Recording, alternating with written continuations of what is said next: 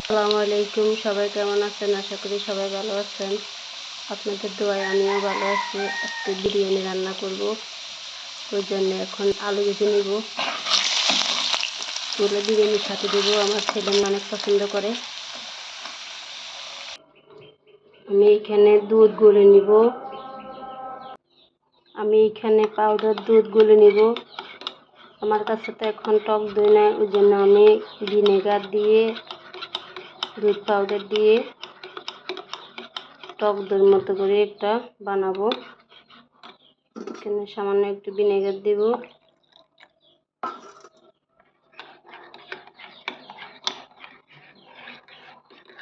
এটা কিছুটা টক দইয়ের কাজ করবে। আরেকটা দিয়ে দেব আমি। একটু পরে দই হয়ে যাবে, ওটা আমি রেখে দেব। বাকি মশলাগুলো দিয়ে ছোট হাঁড়ি থেকে নিয়ে আমি এখন বড় হাঁড়িতে দিয়ে দেব। সব কিছু একসাথে দিয়ে মাংস কষিয়ে নেব। পরিমাণ মতো আদা, রসুন, পেঁয়াজ সবগুলো ভালো করে ভেজে নেব। সব কিছু একটা কাঁচামরিচ দিয়ে দিচ্ছি মশলার সাথে। আমার টক দই রেডি হয়ে গেছে। দেখেন কত সুন্দর টক দই। এক এক করে সব মশলা আমি একসাথে দিয়ে দিচ্ছি।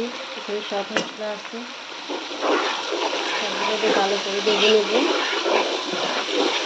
সব মশলা দেওয়া আছে, শুধু বিরিয়ানির মশলাটা এখন দিয়ে নেই, একটু পরে দেবো। আমি এখানে টমেটো সস দিয়ে দেবো। একটু টমেটো সস আমার নিজের হাতে বানানো সস, এগুলো দিয়ে দেবো। কিছুটা পরিমাণে দিয়ে দিচ্ছি। মাংসগুলো দিয়ে দিচ্ছি। আজকে মাংস ভালো করে নেই, এমনিতেই ভালো করে কষিয়ে দিয়ে দেবো। বাচ্চাদের জন্য রান্না করতেছি, তো ভাজি দিলে বাচ্চারা খেতে চায় না।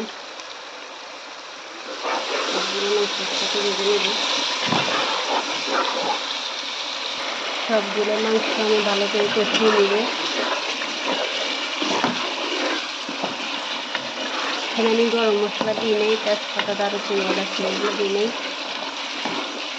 এগুলো সব কিছু বিরিয়ানির মশলার মধ্যে আছে, এই জন্য আমি এক্সট্রা করে আর দিই নেই। সবগুলো ভালো করে কষিয়ে নেব। আলুগুলো দিয়ে দেব।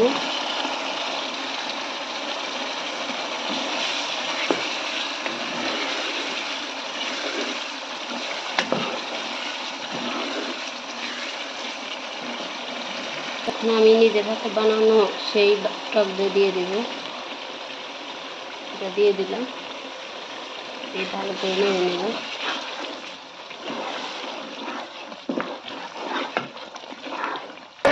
আমার মাংসগুলো হয়ে গেছে, মাংসের উপরে তেল উঠে গেছে দেখেন। এখন আমি চালগুলো দিয়ে দেবো। দিয়ে দেওয়ার পর ভালো করে কষিয়ে নিয়ে পানি দিয়ে দেবো। সবগুলো চাল দিয়ে দিচ্ছি। এখন চালগুলো দিয়ে দিচ্ছি একসাথে, এক্সট্রা করে আজকে চাল ভাজি করি নেই, সময় কমার জন্যে। সবগুলো একসাথে দিয়ে দিলাম।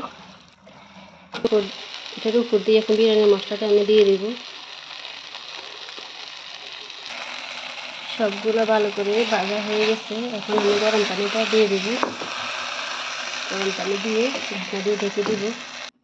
আমার বিরিয়ানি রেডি। যদি আমার রেসিপির মধ্যে কোনো ভুল হয়ে থাকে তাহলে কমেন্টের মাধ্যমে বলে দিবেন। আর আমার রান্নাটা যদি ভালো লাগে তাহলে আমার চ্যানেলটা সাবস্ক্রাইব করবেন, কমেন্ট করবেন, শেয়ার করবেন, লাইক করবেন। সবাই ভালো থাকবেন। আসসালামু আলাইকুম।